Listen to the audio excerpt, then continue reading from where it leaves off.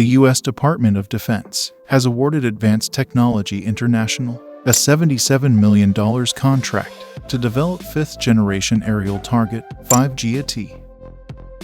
The 5G-AT project intends to develop an affordable aerial target with the characteristics of an adversary fifth-generation aircraft, including performance, signature, and countermeasures.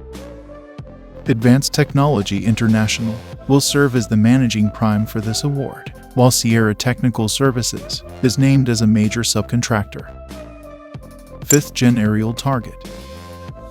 The U.S. military initiated the project due to the unavailability of retired fifth-generation airframes, the unmanned version of which was used as an aerial target to train fifth-gen aircraft pilots. The retired airframes had been chosen over standard aerial targets as they were cheaper and better represented the characteristics of adversary aircraft. These aircraft must represent the threat throughout an engagement, from initial acquisition until missile impact, and hence the target is often destroyed after completing only a few tests, U.S. Army Contracting Command explained in the contract notice. To contain costs for these limited lifetime assets, unmanned versions of retired fighter aircraft have previously been employed for this mission.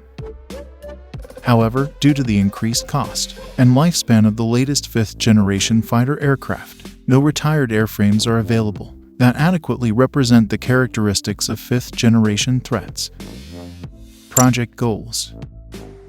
The project will refine the previous design to meet its performance goals. One or more additional prototypes will be built under the project, including ground and flight tests, to prove the efficacy and affordability of the aircraft design.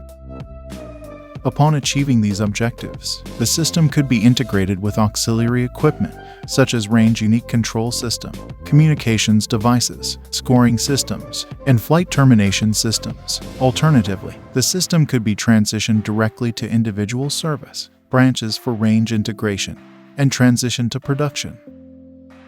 The effort will be complete after the government validates and accepts the prototype, followed by a non-competitive production contract. Previous iteration. The previous iteration of 5G-AT crashed in 2020 during its maiden flight due to an undiscovered software error. The aircraft met all ground test objectives, and its configuration and design are still considered to be sound. Thanks for watching.